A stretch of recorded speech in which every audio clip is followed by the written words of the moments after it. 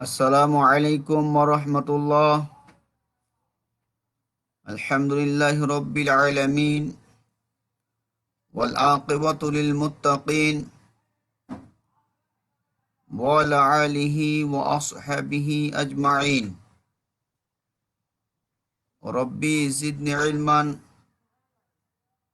রব্বি ইশরাহ লি সাদরি ওয়া ইয়াসসির লি আমরি ওয়াহলুল উকদাতাম মিন লিসানি ইয়াফকাহু কওলি। কাছের ও দূরের অনলাইন শিক্ষার্থী ছাত্রছাত্রী বন্ধুরা, হাতিউর কামিল মাদ্রাসার পক্ষ থেকে তোমাদেরকে স্বাগতম। অন্যান্য দিনের মতো আজকে আলেম ক্লাস মিসকাতুল মাসাবি অর্থাৎ হাদিস, বাবুল কাবায়ের ও আলামাতুন নিফাক, বড় পাপ ও নেফাকি সম্পর্কে আলোচনা। আজকের হাদিসের বইয়ের পাতা নম্বর হচ্ছে 134, হাদিস নম্বর হচ্ছে 45। ওয়ান আব্দুল্লাহ ইবনে আমরিন রাদিয়াল্লাহু তাআলা আনহু قال قال رسول الله صلى الله عليه وسلم الكبائر الإشراك بالله وعقوق الوالدين وقتل النفس واليمين الغموس، رواه البخاري. وفي رواية أنس وشهادة الزور بدل اليمين الغموس، মুত্তাফাক আলাইহি। হাদিসের অনুবাদ হচ্ছে, আব্দুল্লাহ ইবনে আমর থেকে বর্ণিত, তিনি বলেন, রাসূল করিম সাল্লাল্লাহু আলাইহি ওয়াসাল্লাম বলেছেন, আল কাবাইরু, বড় পাপ হচ্ছে, আল ইশরাকু বিল্লাহ, আল্লাহর সাথে শিরক স্থাপন করা, হুকুকুল ওয়ালিদাইন, বাবা মার অবাধ্য হওয়া, ও কতলুন নাফস, অন্যায়ভাবে হত্যা করা, ওয়াল ইয়ামিনুল গমুস, মিথ্যা শপথ করা।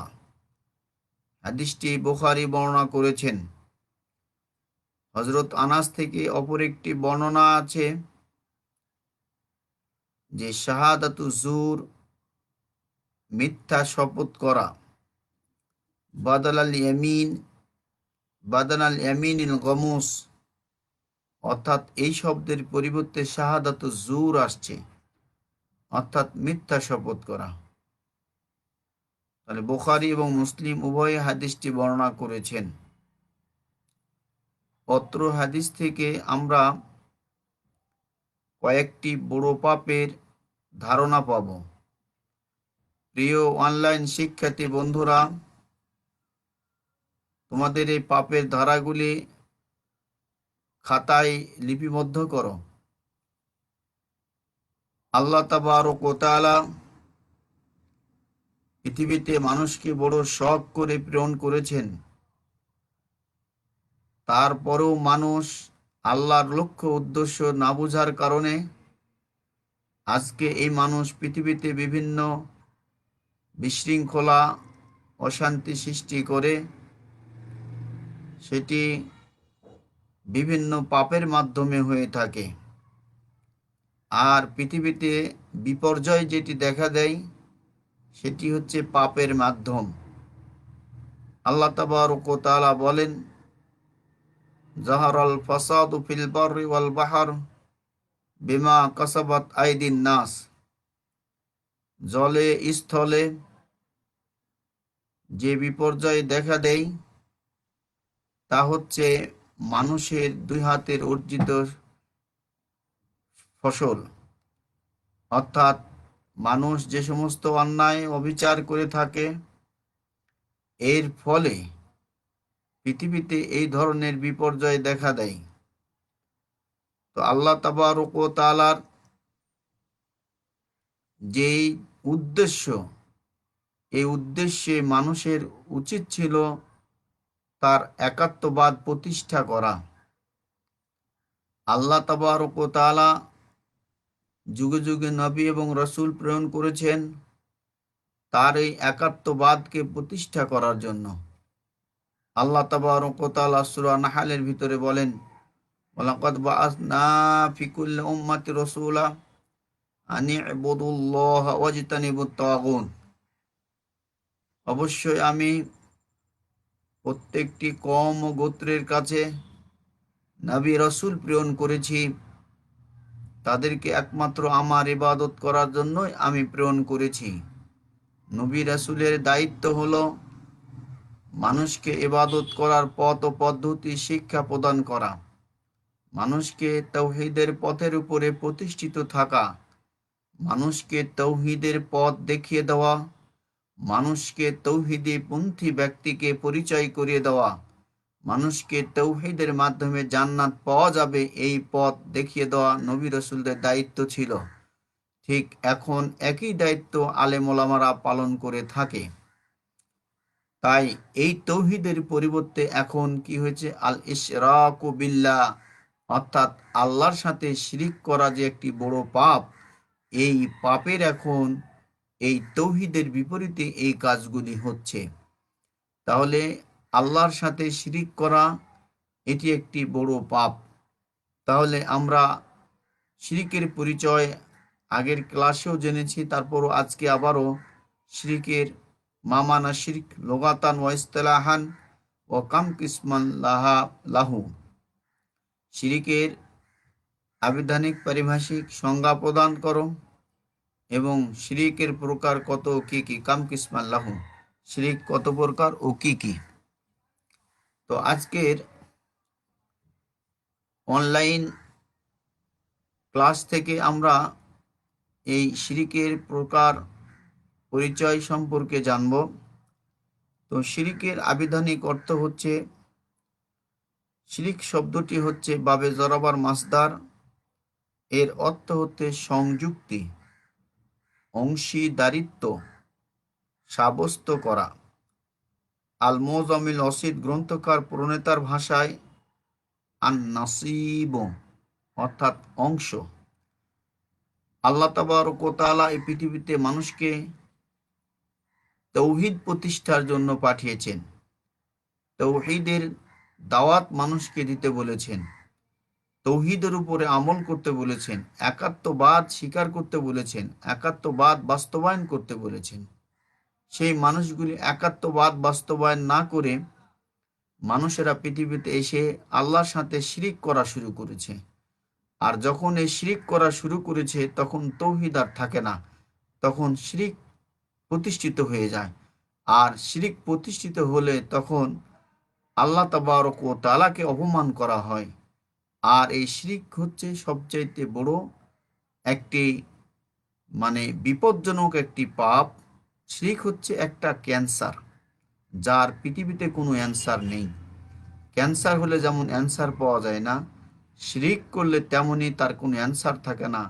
পরকালের গচ্ছিত সব কিছু সম্পদ ধ্বংস করে দিবে, অর্থাৎ সব অর্জিত নেকি ধ্বংস করে দিবে। তাহলে এর জন্য একটা কি অংশ, অর্থাৎ আল্লাহ তাবারক ওয়া তাআলার জন্য যে রুবুবিয়াত বা উলুহিয়াত, আল্লাহ এক অদ্বিতীয়, এই যে গুণে গুণান্বিত, এই গুণটি যখনই নষ্ট করে ফেলবে তখনই তার আর শিরিক থাকবেন তাওহীদ থাকবে না, তখন শিরিকে পরিণত হবে। তখন সেখানে মানুষ তার আকীদা ইমানে বিশ্বাসে তখন একটা শিরকি অংশ নিয়েছে। এই জন্য মুজামিল অসিদ বলছে আর নাসিব তথা হচ্ছে আর শিরক অংশ। ইসলামের পরিভাষায় শিরিক কাকে বলে এ বিষয়ে ওলামা মুহাদ্দিসিনদের ভিতরে একাধিক সংজ্ঞা প্রদান করেছেন। তো শিরিক গুণগত, সত্তাগত এবং ক্ষমতা অথবা কর্মের সাথে অংশীদার হিসাবে সাব্যস্ত করার নামই হচ্ছে শিরিক।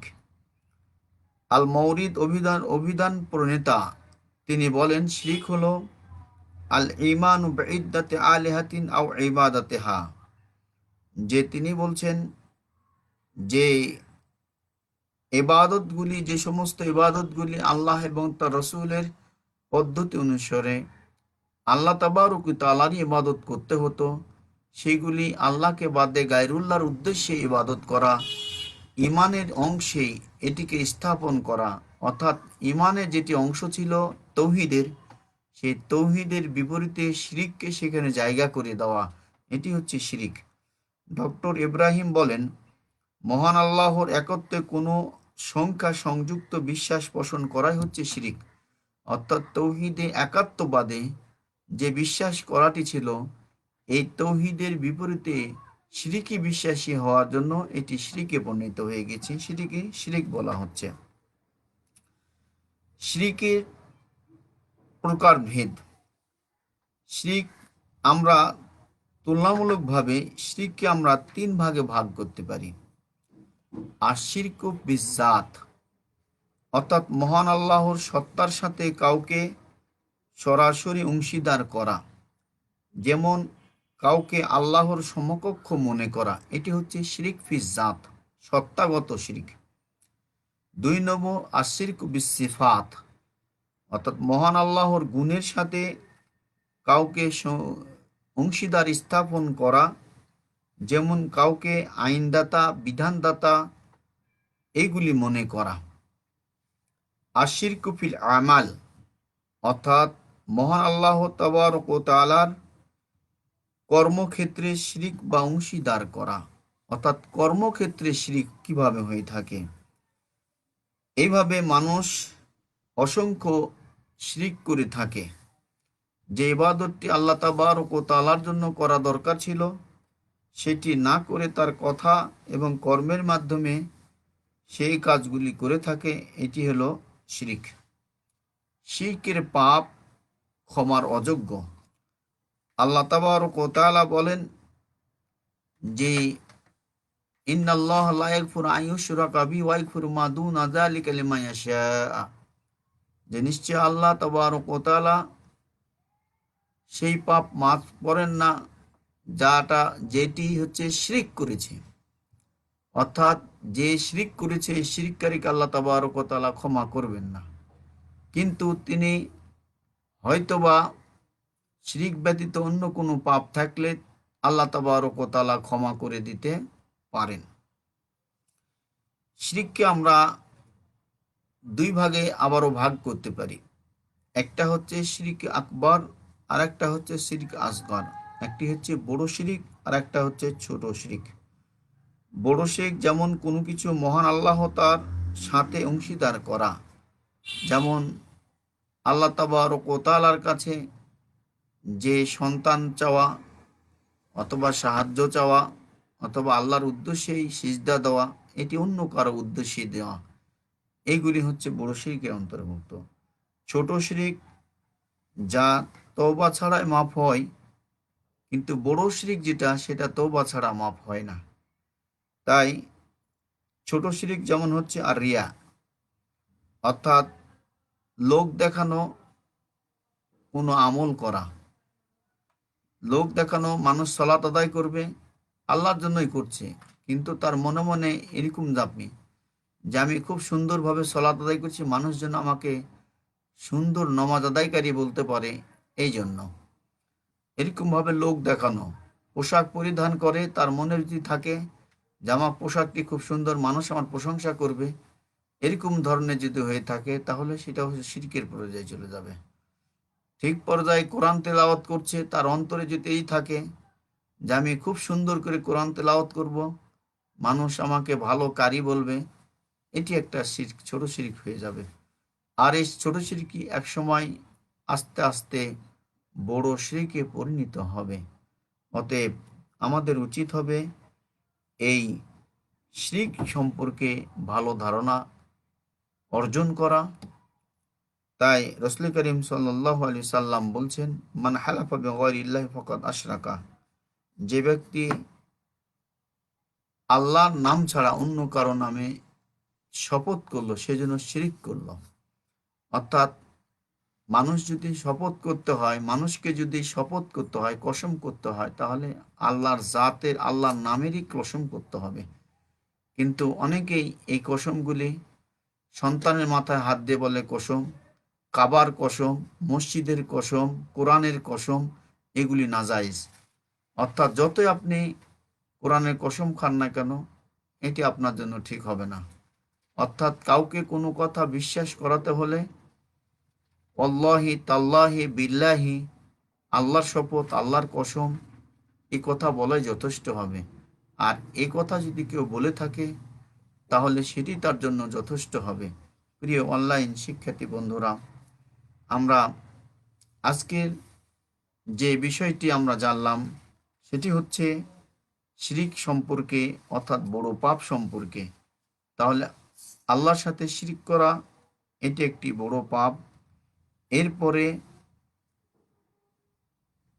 অন্যায়ভাবে মানুষকে হত্যা করা এটি একটি বড় পাপ।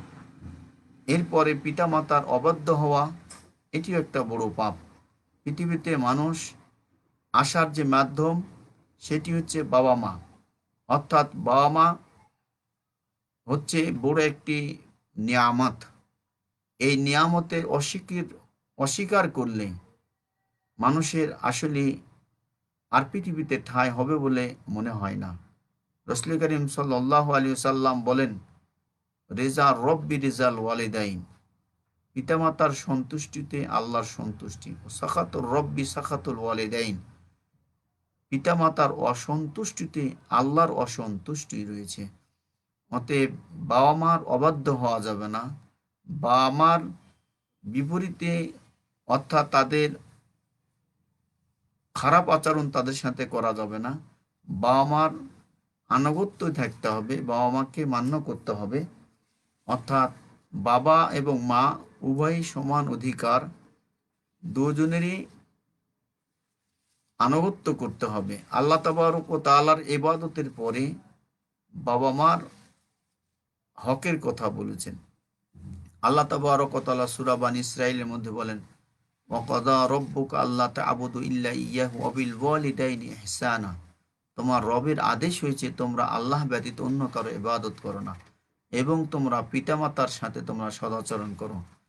যখন তারা একজন অথবা উভয়জনই বার্ধক্য বয়সে উপনীত হবে, তখন তোমরা তাদেরকে সুন্দর ভাষা ব্যবহার করো, তোমাদের দয়ার হাত বিছিয়ে দাও এবং তাদেরকে ধমক দিয়ে কথা বলো না।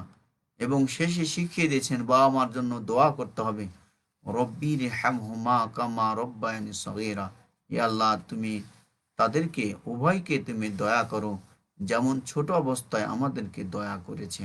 অতএব পৃথিবীতে আজকে বাবা মার শেষ বয়সের ঠিকানা হচ্ছে বৃদ্ধাশ্রম। অর্থাৎ বাবা মা, সন্তান, সন্ততি সব কিছু পৃথিবীর জলাঞ্জলি দিয়ে নিঃশ্বাস সব শেষ করে দিয়ে বৃদ্ধ বয়স যখন হয়ে যায়, তখন সর্বশেষ তাকে বৃদ্ধাশ্রমে, আজকে পৃথিবীর মানে বড় একটি মানুষের সেবা প্রতিষ্ঠান নামে প্রতিষ্ঠিত বৃদ্ধাশ্রম, এটি একটি ধোঁকা, এটি একটি ব্যবসা, এটি একটা মানুষকে নেয়াত আমরা চোখে যদি দেখি, কিন্তু আসলে এটিও একটি ঠিকানা হচ্ছে বাবা মাকে সেখানে এই বৃদ্ধাশ্রমে অবহেলিত, যারা বাবা মাকে সেবা করতে পারে না, বাবা মাকে দেখাশোনা করে না, শেষ বয়সে তাদেরকে বৃদ্ধাশ্রমে যে থাকতে হয়। এই সমস্ত কুলাঙ্গার সন্তানদেরকে অবশ্যই শিক্ষা নেওয়া উচিত যে তাকেও তো একদিন বাবা মার এই অবস্থায় উপনীত হতে হবে। আজকে বাবা মাকে যারা এই অবস্থায় বৃদ্ধাশ্রমে পাঠিয়েছে, আজকে তো তাদের বৃদ্ধাশ্রম হয়েছে, আর তাদের তখন আশ্রয়হীন অবস্থায় তাদেরকে থাকতে হবে। অর্থাৎ দুনিয়ার ধার দুনিয়াতেই প্রতিশোধ নেওয়া হবে, এটি কোনো কিছুই কম করা হবে না। তাই প্রিয় অনলাইন শিক্ষার্থী বন্ধুরা, আমরা এই বিষয়টি খেয়াল রাখবো। কয়েকটি আমরা তাহাকিক শিখব। আল কাবায়ের শব্দটি হচ্ছে ইসমে জামেদ, এটি হচ্ছে বহুবচন, এক বচনে আল কাবীরাত, মাদ্দা হচ্ছে কাব বারা, জিন্স হচ্ছে সহি, অর্থ হচ্ছে বড় গুনাহ সমূহ। আল ইশরাক এই শব্দটি বাবাই ফালের মাসদার, এর মাদ্দা হচ্ছে শিন র কাব, জিন্স হচ্ছে সহি, অর্থ হচ্ছে শিরিক করা। উকুকুন শব্দটি হচ্ছে বাবে নাসারার মাসদার, এর মাদ্দা হচ্ছে আইন কপ কপ মুজাফ সুলাসি, অর্থ হচ্ছে উকুক শব্দের অর্থ হচ্ছে অবাধ্য হওয়া, নাফরমানি করা। প্রিয় অনলাইন শিক্ষার্থী বন্ধুরা, তোমরা ভালো থাকো, সুস্থ থাকো।